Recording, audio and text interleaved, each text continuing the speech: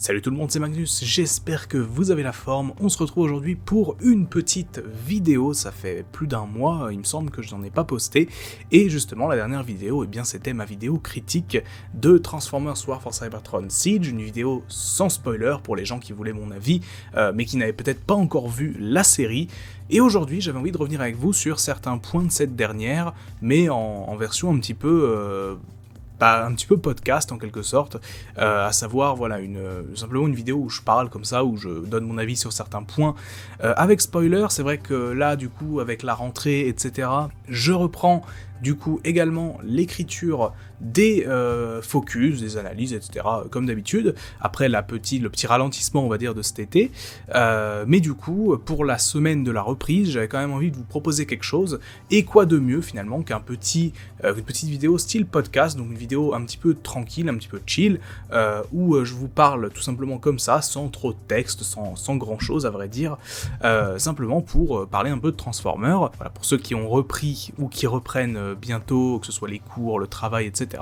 Voilà, je voulais quand même faire une petite vidéo pour ces personnes-là, avoir au moins quelque chose à regarder cette semaine sur la chaîne. Voilà, je pense à vous, même si moi personnellement je ne reprends pas les cours avant la fin du mois, mais bon voilà, ça c'est une autre histoire. Bref, aujourd'hui on parle donc de Transformers War for Cybertron Siege à nouveau, mais cette fois-ci avec beaucoup de spoilers. J'avais envie de revenir sur pas mal de points de la série, voilà, sur des développements de personnages, sur le développement de l'univers, sur certains points que je n'ai pas pu aborder du coup dans la version sans spoil, puisqu'évidemment ça aurait gâché peut-être le visionnage de certains. Donc je préviens évidemment au cas où, si vous n'avez pas vu Transformers War for Cybertron Siege et que vous souhaitez le voir et ne pas être spoilé, quittez cette vidéo et revenez plus tard, puisque je ne veux pas vous gâcher votre visionnage. Après, si vous vous en fichez, eh bien vous pouvez rester et écouter mon avis. Sur ce, eh bien allons-y tout de suite. Je vais aborder un petit peu des choses à droite à gauche comme ça, sur les retours que j'ai pu voir aussi sur la série et sur certains points personnellement que je trouve, que ce soit des points positifs, négatifs ou autres. N'hésitez pas surtout à mettre cette vidéo si vous voulez en fond sonore, c'est vrai qu'il y aura sans doute pas beaucoup d'images, ce sera peut-être juste les trailers, etc. Donc voilà, n'hésitez pas à faire autre chose en même temps, c'est purement une vidéo style podcast, donc de ce côté-là, voilà. Bref, donc la série a globalement, d'après ce que j'ai vu, été bien reçue, que ce soit au sein des fans, au sein des quelques critiques autres aussi qui ont pu la voir. Globalement, la série a été reçue de façon plutôt positive, malgré certains pans de la communauté, et ça c'est des critiques tout à fait recevables, qui considèrent la série comme un petit peu trop sombre, un petit peu trop edgy. Edgy, c'est un terme qui dit plus ou moins voilà, le côté qui se veut trop dark. C'est quelque chose qu'on reprochait par exemple à Zack Snyder avec Superman, Batman v Superman et compagnie. C'est ce qu'on a reproché côté Transformers à Transformers Prime notamment au début. Bref, voilà, être edgy, c'est le côté un petit peu on veut trop se prendre au sérieux. On peut citer aussi Star Wars 3, que certains considèrent comme un peu trop edgy. Bref, voilà. Personnellement, j'ai toujours aimé ce qui était plus sombre, plus sérieux, mais pas non plus trop, c'est-à-dire faut pas non plus abuser, mais pour moi des exemples tels que Star Wars 3, Batman et Superman et compagnie, c'est assez sombre et sérieux, mais c'est pas non plus, pour moi ça ne rentre pas dans le cadre de l'edgy, mais bon après chacun a sa vision de ce côté-là. Bref, concernant donc War for Cybertron, c'est une des vraies critiques que j'ai pu voir, c'est le côté est-ce que Transformers ça avait vraiment besoin d'avoir cette vision-là, cette approche-là, plutôt, à savoir une approche très sérieuse, très sombre, quelque chose qu'on avait finalement déjà un petit peu vu par moment, notamment dans les jeux War for Cybertron, déjà justement, et Fall of Cybertron. Est-ce que Transformers avait besoin de ça ? Honnêtement, ça c'est une vraie question, et je pense quelque chose d'assez intéressant à creuser, parce que Transformers, mine de rien, ça reste une licence à la base adressée plutôt à un jeune public, mais cette série-là, clairement, s'oriente plus vers les fans de la première heure, en tout cas les gens plus âgés qui connaissent déjà un peu la licence. Par plus d'un aspect, on nous balance un petit peu certaines choses, alors que, voilà, je pense un spectateur lambda ne comprendra pas, c'est-à-dire par exemple, tout ce qui touche par exemple à l'introduction de certains personnages, l'introduction par exemple, je sais pas, d'Oméga Suprême et compagnie, pour certains ça peut complètement tomber comme un cheveu sur la soupe. Pour les fans de Transformers, c'est quelque chose, on va dire, de déjà un petit peu plus compréhensible, un petit peu plus logique. Mais du coup, est-ce que du coup, en tant que fan, en tant que personne qui connaissons la licence, qui sommes sans doute plus âgés que la majorité, enfin que la moyenne en tout cas, d'âge vers laquelle certaines séries Transformers sont orientées, et ben est-ce que finalement on avait quand même besoin de ça? Parce que finalement, c'est pas parce qu'on est plus vieux et qu'on a un certain recul sur la licence qu'on a forcément envie de voir forcément des trucs ultra dark, ultra sérieux, oh là là, il faut se poser des questions. Est-ce que finalement, même en tant que personne plus âgée, plus informée peut-être sur la licence, est-ce que malgré tout ça, on préfère quand même pas quelque chose d'un petit peu plus coloré, d'un petit peu plus fun, d'un petit peu plus qui se prend un peu moins au sérieux? Ça finalement ça dépendra de l'affinité de chacun. C'est vrai que moi personnellement j'aime autant les séries Transformers qui savent être colorées et assez fun comme Animated par exemple, voire même Cyberverse dans une moindre mesure, mais d'ailleurs je reparlerai de Cyberverse dans une autre vidéo à l'occasion. Mais oui, j'aime les séries fun Transformers, mais j'aime aussi quand même quand la licence se prend un petit peu au sérieux. En fait, ce qu'il ne faut pas, c'est que la licence s'embarque dans une direction ou l'autre à 100%. Et c'est pour ça que je trouve que malgré tout, cette série-là, est-ce que Transformers en avait besoin en ce moment? Peut-être que oui finalement, parce que là dernièrement, on n'a pas eu vraiment de médias Transformers très sérieux, très sombres. Cyberverse ça ne l'était pas, Bumblebee ça ne l'était pas non plus,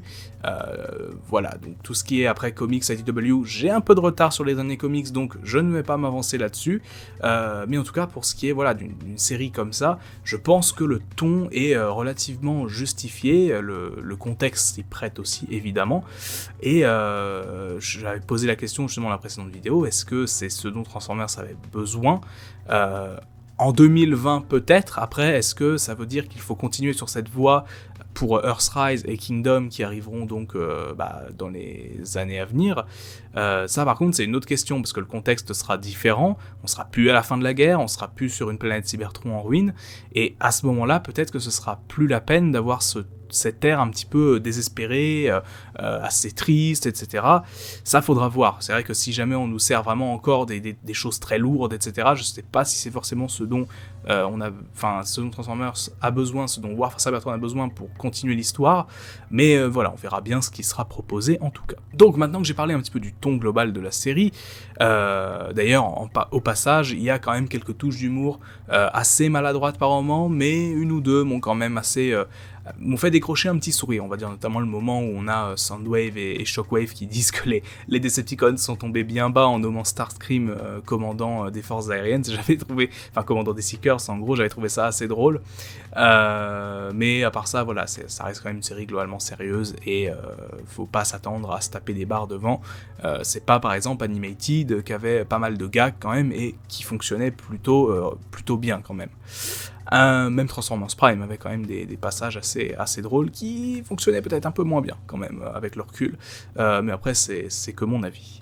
Sur ce, donc, on va parler maintenant de certains personnages et du traitement qui leur ont été donnés, évidemment. Vous vous en doutez, je l'ai vu en commentaire sur la précédente vidéo, le traitement du personnage d'Ultra Magnus que certains ont apprécié, d'autres non, personnellement. Alors bon, évidemment, Ultra Magnus dans cette série, il nous fait un peu une cliff jumper, à savoir le personnage qui arrive au début, qu'on nous présente pas mal, et qui finalement meurt très vite, pour donner un petit peu un sens entre guillemets à l'histoire. C'est lui qui lance pas mal d'intrigues, de la même manière que Cliff Jumper dans Transformers Prime lançait pas mal de choses par rapport à l'énergon noir, etc. Que dans Bumblebee, Cliff Jumper, encore une fois, c'est lui qui permet à Shiter et Dropkick de retrouver Bumblebee, indirectement bien sûr. Donc ici Ultra Magnus c'est un petit peu pareil, c'est-à-dire que c'est un petit peu lui qui va lancer tout l'idée autour du Allspark, etc. Donc il est finalement entre guillemets à l'origine de l'intrigue, enfin d'une partie de l'intrigue, mais meurt du coup très rapidement. Personnellement j'ai trouvé que le traitement, même s'il est court du coup parce qu'il meurt assez vite, le traitement était quand même relativement intéressant. On a quand même un Ultra Magnus qui, en tant que second des Autobots, s'oppose quand même assez frontalement à Optimus sur certains points, qui est plus dans la vision, on va dire, du long terme, à savoir que de toute façon pour lui la guerre est pas gagnable dans le camp des Autobots, et que ce qui compte là principalement c'est de sauver le camp, en fait, sauver les Autobots au sens large, et pas simplement gagner une guerre qui est quasiment perdue d'avance pour au final que tout le monde meurt finalement, parce que ce qui a avancé, c'est le côté si jamais on continue sur cette voie, il y aura simplement personne pour être vainqueur, juste tout le monde sera détruit, tout le monde sera mort. Et je pense que Ultra Magnus a un petit peu cette vision-là, et évidemment Optimus dans cette série qui est quand même assez borné sur plus d'un point, et d'ailleurs j'y reviendrai un petit peu après, qui a un traitement plus ou moins polémique par moment, mais du coup voilà, on a un Optimus borné qui ne veut pas signer les accords avec Megatron pour mettre fin à la guerre et accepter la domination des Decepticons, mais du coup ça conduit Ultra Magnus à s'opposer à lui et donc à se rendre aux Decepticons à la fin du premier épisode, ce qui est assez surprenant évidemment quand on nous vend ça comme ça en mode Ultra Magnus se rend aux Decepticons, mais pardon, mais j'ai trouvé quand même que c'était un petit peu intéressant dans le côté, finalement, Ultra Magnus, en général, c'est un personnage qui a une idée, qui a une façon de faire, et qui va jusqu'au bout des choses, et là, c'est un petit peu pareil, c'est-à-dire il va jusqu'au bout de son idée, à savoir que lui, il veut que la guerre se termine, et étant donné qu'il a quand même une place importante dans les Autobots, dans les rangs Autobots, il se dit sans doute que en se rendant, peut-être que ça pourra faire avancer les choses dans ce sens-là, malgré tout, même une fois qu'il est fait prisonnier par les Decepticons, évidemment qu'il va tout simplement rester quand même un Autobot, il va pas divulguer d'informations, il va pas trahir son camp, il reste un Autobot jusqu'au bout, mais voilà, il s'est rendu, il va faire en sorte de quand même essayer d'aider les siens par certains points, notamment autour du Allspark, etc. Il va essayer de ralentir Megatron dans sa quête, mais au final, Megatron le tuera tout simplement d'un coup de canon dans le dos, un coup à la Megatron, j'ai envie de dire, un coup de salaud, un coup de traître, etc., ce que vous voulez, pour des personnages qui sont décrits comme ayant quand même une relation. Magnus, Megatron et Optimus ont visiblement un passé commun, avec Alpha Trion, qui est évoqué ici à plusieurs reprises. Donc j'ai trouvé ça assez intéressant, mais du coup, Megatron qui tue quand même son ancien ami, en tout cas son ancien camarade, je sais pas trop comment on peut qualifier ça, dans le dos, et qui donc va lancer d'autres choses dont je parlerai ensuite. Megatron, justement, qui a ici le traitement qu'il a un petit peu dans beaucoup de médias Transformers quand même depuis une bonne dizaine d'années maintenant, à savoir que, à la base, il n'est pas forcément méchant, en tout cas pas mauvais, ses intentions ne sont pas mauvaises, il veut juste plus d'égalité dans la société cybertronienne, il veut que le bas peuple en quelque sorte soit un petit peu plus entendu, et c'est là-dessus que le mouvement Decepticons est né, mais évidemment au fur et à mesure de ses manœuvres militaires, au fur et à mesure de l'escalade de la violence, il va tout simplement devenir le genre de tyran qu'il avait lui-même combattu, parce qu'on nous décrit quand même qu'avant la guerre, la société était quand même très inégalitaire, la société cybertronienne bien sûr, comme je vous l'avais expliqué dans la vidéo de l'année dernière, les origines de la guerre Autobots-Decepticons, donc on nous décrit quand même une société très inégalitaire, avec les Autobots qui sont l'élite et les Decepticons en tout cas, ce qui deviendra les Decepticons qui sont relégués à des tâches pénibles, je crois que ça va être notamment tout ce qui est travail dans les mines, récolte d'énergon, etc., pendant que les Autobots finalement s'occupent de la politique et vivent une vie plutôt agréable, on va dire. Donc il y a un peu ce côté révolution évidemment, mais qui est beaucoup abordé quand même depuis une bonne dizaine d'années maintenant. Ça a été abordé un peu dans Transformers Prime, dans Cyberverse, dans les comics IDW évidemment, et ça fait partie intégrante, je pense, aujourd'hui du personnage de Megatron. Ce côté, finalement, il est à la base pas forcément méchant, mais le devient, il devient complètement corrompu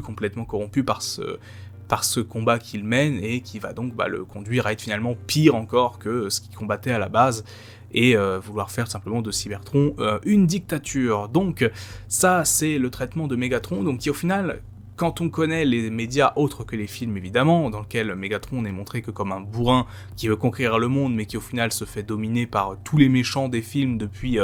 Revenge of the Fallen, par le Fallen, par Sentinel Prime, par Quintessa dans Transformers 5, donc au final Megatron dans les films qui prend un peu cher quand même, mais dans les autres médias qui étaient quand même bien traités.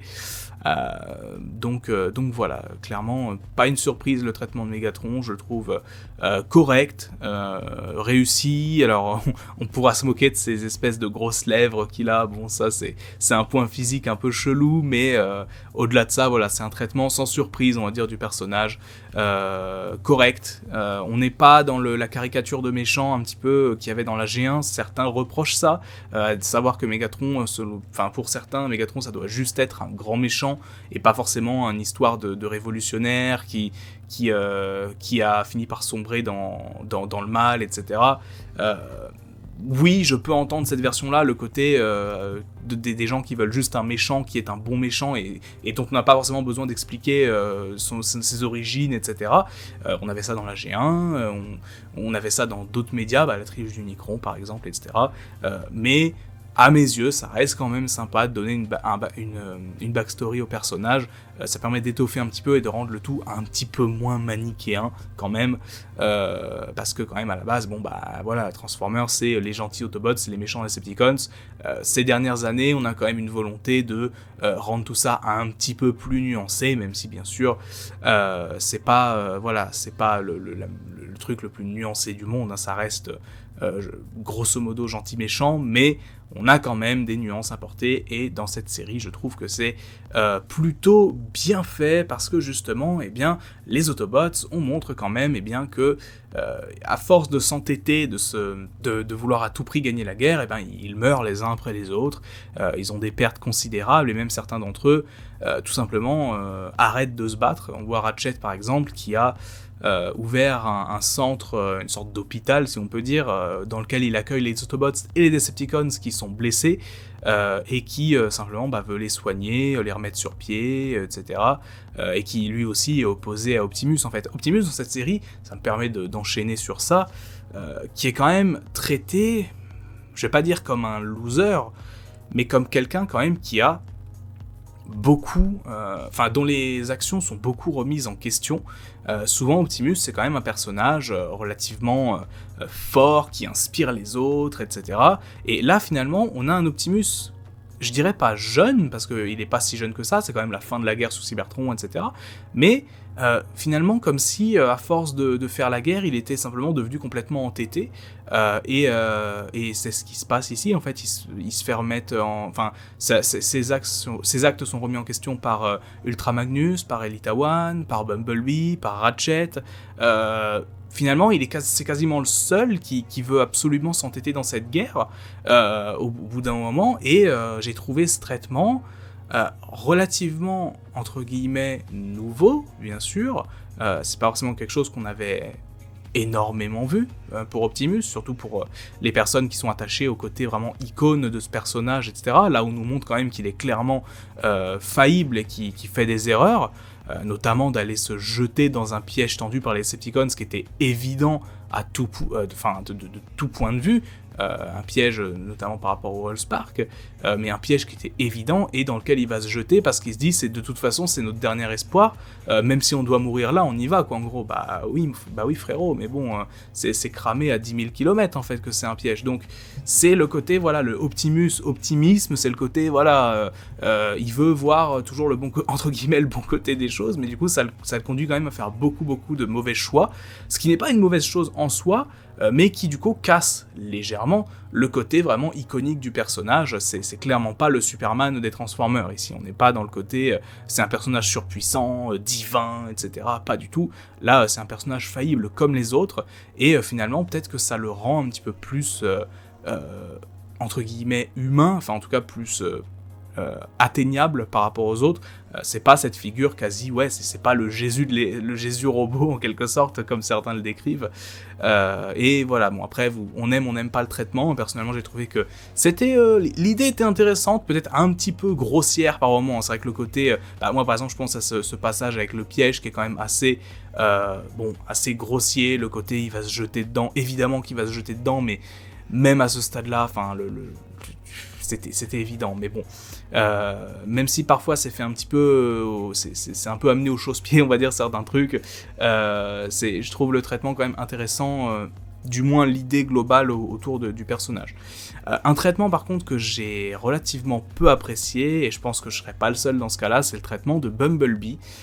qui est traité à la base, qui est présenté comme un Transformer, comme un Cybertronien qui ne souhaite pas prendre part au conflit. Alors ça, très bien, c'est une idée très très cool,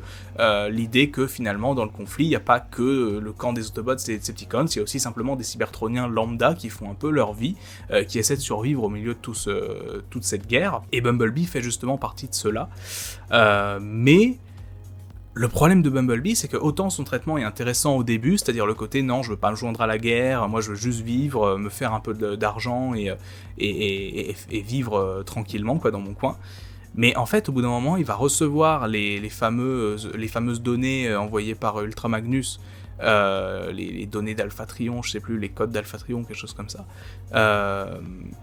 qui lui sont entre guillemets destinés. Il y a le côté, oui, entre guillemets, le cœur pur, blablabla, enfin on peut avoir ce côté-là, mais bon, c'est littéralement, on le force dans l'intrigue, c'est-à-dire que il n'a pas sa place, il ne veut pas avoir de place dans cette guerre, et il va finalement en avoir une, parce qu'on le force littéralement à venir se battre, parce qu'il a des infos qui vont être utiles à Optimus et aux Autobots, mais du coup je trouve ce traitement un peu limite problématique, le côté il veut pas se battre, il veut juste faire sa vie, et on le force, on le ramène dans le conflit, histoire de lui faire jouer une place, un rôle important, alors qu'il ne voulait pas en avoir à la base en fait, donc j'ai trouvé ça un peu limite quand même, pas super bien amené. Alors je comprends le côté que voilà, il a été entre guillemets choisi par ça, etc. par rapport à son courage, blabla, enfin des trucs habituels. Ça je comprends parfaitement, mais du coup, étant donné que la série est courte et que c'est pas super développé, la seule sensation qu'on a, c'est que Bumblebee, il vivait sa vie tranquille, on l'a ramené de force dans le conflit, le pauvre, mais bon, voilà. Même si, bon, on sentait quand même que il était plus apte, on va dire, à collaborer avec les Autobots que les Decepticons, mais il le disait très bien au début qu'il ne voulait pas jouer de rôle dans cette guerre, et au final, on le force un peu. Donc voilà, pour moi, c'est le plus mauvais traitement de cette série, clairement. Mais bon, c'est comme ça, il faut des points négatifs, et ça, pour moi, c'en est un. Un autre traitement qui est peut-être un petit peu, pour le coup pas mauvais, mais un petit peu rushé, c'est le traitement de Jetfire, qui évidemment, comme dans plein d'histoires, commence comme un Decepticon et finit par rejoindre les Autobots. Il commence même en tant que commandant des Seekers, donc vraiment une place importante dans l'armée de Megatron. Mais au final, voilà, il va se rendre compte que son camp, même si au début il est clairement partant, il est clairement pour son idéologie, l'idéologie des Decepticons, etc., mais il se rend compte que voilà, certains actes qui sont commis, notamment le fait que Megatron tue Ultra Magnus, etc., il se rend compte qu'il ne supporte plus ça, et donc il décide de rejoindre Optimus. La transition entre le moment Decepticon Autobot est peut-être un peu rapide, le côté, voilà, il arrive aussitôt, il voit les Autobots, hop, je veux vous rejoindre, c'est un petit peu rapide, un peu trop, c'est un peu amené trop rapidement, mais en même temps, c'est vrai que sur 6 épisodes, c'est difficile de vraiment faire durer ça. Reste que son développement reste logique, à savoir qu'il accepte qu'on lui mette une espèce, je crois, de puce dans la tête pour la faire exploser si jamais il décide de les trahir. Donc il risque lui-même sa vie pour justement prouver aux autres qu'il veut sincèrement les rejoindre. Donc à ce niveau-là, c'est plutôt bien amené, et globalement, ça fait plaisir de voir quand même un traitement de Jetfire de la sorte, quand même, parce que ça faisait un moment qu'on n'avait pas eu, enfin dans Cyberverse on avait certes eu Jetfire, mais quand même, que ce soit dans Transformers Prime, dans Animated, le Jetfire qu'on voit dans Animated est en tout point différent du Jetfire qu'on connaît. Ça faisait quand même longtemps qu'on n'avait pas eu ce Jetfire un petit peu iconique, style G1, depuis la trilogie Unicron en fait, où à l'époque, voilà, c'était le second Optimus dans Armada, etc. Donc ça faisait quand même longtemps qu'on n'avait pas vu un Jetfire comme ça, et rien que pour ça, je trouve ça cool. Il a pas mal de scènes d'action sympas en plus, donc notamment son affrontement dans le ciel avec les Seekers, Starscream, etc. Donc je trouve ça plutôt sympa, et voilà, donc globalement Jetfire, un traitement un peu rushé, mais qui en soi n'est pas mauvais. Un autre perso dont j'ai bien aimé le traitement, c'est Impactor, donc un personnage qui n'avait jamais encore été vu sur un quelconque média en termes de série. C'est un personnage assez important dans les comics, en tout cas assez connu, c'est un membre des Rockers, etc. Mais, notamment, c'est même le chef des Rockers à plusieurs reprises, mais c'est un personnage qui n'avait jamais eu sa chance sur petit ou grand écran, et voilà qu'on le propulse ici dans la série, et bah franchement c'est un plutôt bon développement. C'est un Decepticons au départ, membre de l'armée, même qui est décrit comme plutôt un très très bon soldat, qui est laissé pour mort sur le champ de bataille, et qui donc va se faire soigner par Ratchet, Ratchet qu'il finira par sauver dans la bataille finale, et qui lui aura en gros montré ce que c'était que le côté se sacrifier pour les autres, etc. J'ai trouvé ce développement plutôt réussi et plutôt bien amené pour un perso quand même qui avait jamais eu droit à un traitement en série. C'est pas un personnage majeur, mais c'est quand même un perso plutôt cool, qui entre guillemets lui aussi, il ne change pas réellement de camp, mais il arrive quand même à passer d'un Decepticon bourrin à un Cybertronien capable de se sacrifier pour sauver les autres, et rien que ça, c'est un plutôt bon développement. Puisqu'à la base finalement c'est un Decepticon un peu entre guillemets comme les autres, c'est un bourrin, c'est un gros dur en quelque sorte, il fait un plutôt bon développement je trouve, globalement, donc c'est sympa, c'est un bon petit développement. Impactor, franchement bonne surprise, je m'attendais vraiment pas à ce qu'il le